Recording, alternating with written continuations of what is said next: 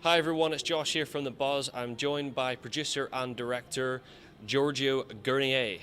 Have I pronounced that right, That was Giorgio? perfect. That was all right, wasn't it? Yeah, yeah, That was that all was right. perfect. Yeah. Okay, so first of all, what I want to ask you today is, can you tell us a bit about the documentary, please? Yeah, sure. So Suburban Steps, Rockland is a documentary about the Ealing Club. The Ealing Club was London's first rhythm blues club, and it opened up in Ealing, Yeah. in 1962, and that was really the first place where people would sort of congregate to play the American blues, to try to have their take, I guess, on the American blues. And so there were these two people, Alexis Corner and Cyril Davis. They were a little bit older, but it was like a natural sort of attraction for the local blues, local and not very local. There were people from Newcastle, for example, Eric Burden of the Animals, traveling to Ealing to go to the Ealing Club, and people from Birmingham and Spencer Davis and these people, but from Kent, the Rolling Stones, and so it was like a natural attraction for the national, I will say, blues aficionados, Yeah. and they will go there to try to learn the blues, I guess. Yeah. And what came out was, well, we all know them, I guess. Yeah, definitely some big names as Yeah. well, some big names. Yeah. So tell me a bit about the creative process. Obviously, you're not a native of the UK, so how did you come about this project?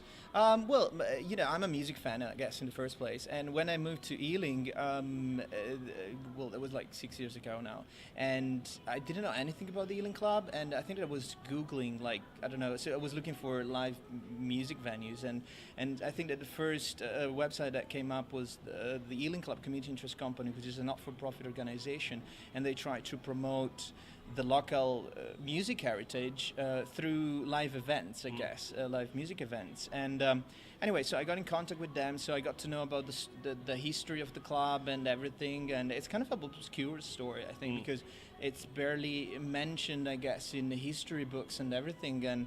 And I think that makes it even more interesting, So, and probably very naively, I think. But I said, like, okay, let's try to make a movie out of it. And yeah, somehow it took me like about 3, maybe even 4 years, to put everything together. But yeah, we're here now, so it's all Perfect. good.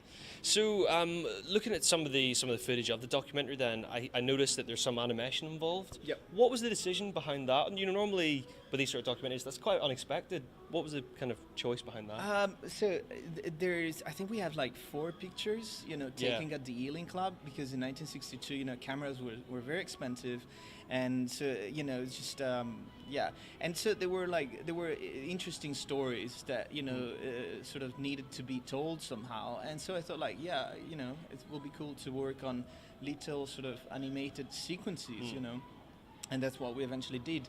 And yeah, I think I was looking for this sort of cartoonish kind of style, and yeah, that's pretty much. It's just the idea was to tell stories through these animated sequences that otherwise would have been kind of difficult to portray somehow, I guess. Yeah, and it's certainly, I feel anyway, that it adds a kind of another dynamic to the documentary, and it's another way of telling the story, I guess, with the voices of some of the contributors. Yeah. So moving on to the contributors, you do have some pretty exciting, people within the documentary speaking about the Eating Club. How did you manage to get these people?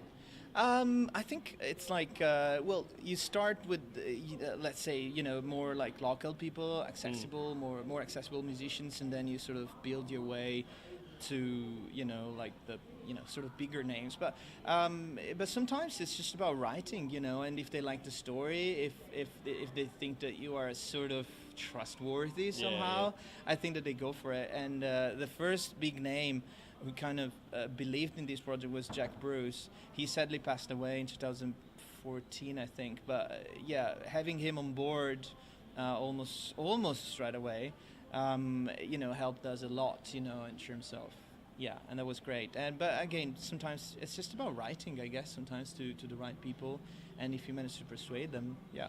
Yeah, perfect. Yeah. So how does it feel to be in Liverpool? You enjoying the festival? Excited to be here? Weather's not too good, but I know the weather is not too good, but the city is lovely. So that's my first time here, and it's beautiful. It's well kept. So I went around. I did the Beatles thing, but then so we were, I think it's called the Albert Dock. The Albert Dock. So we were there, and in the city center, we went to the cavern, and so we had these tours. So with the bus, and so it was lots of different things, lots of different areas. I think it's beautiful. It's lovely. Apart from the weather this weekend, but apart from that, it's great. Super cool to be here. It's a cool city, and music's a big part of this city.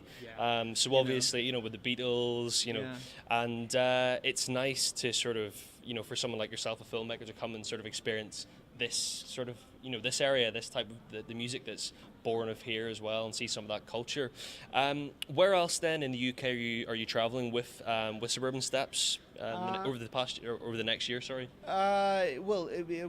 So we've been in Brighton. We've been in, of course, in London a few times, in a few film festivals there. Manchester, Swanage. Okay.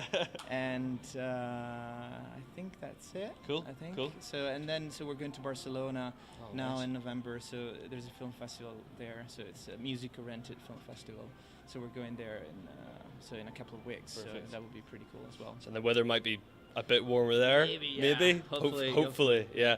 So for anyone that wants to access, the documentary, how can people see it? Because obviously we want people to be able to go and see this documentary. Where can people access it? Well, if you are in Spain from I think the 29th of October to the 10th of November, it will be on their sort of Spanish Netflix, I guess. But just because it's as a part of the film festival that I was mentioning, no, I'm just kidding. I mean, here in the UK, it's just a trailer at the moment. So, but maybe like film festivals, so we've been around a little bit here. Yeah. So film festivals. So hopefully there will be a few extra ones. And we're hopefully other places, other Perfect. media. I don't know. So Perfect. Well, really enjoyed the documentary. Really enjoyed speaking to you, George. You're a cool guy. Thanks very much, and good luck with everything. Good luck with the film. Good luck with future projects, and we hope to see you on the big screen again very soon. Okay. Thank you Thanks, very much George. for having me here. Thanks, man. Okay. Thank you. Bye.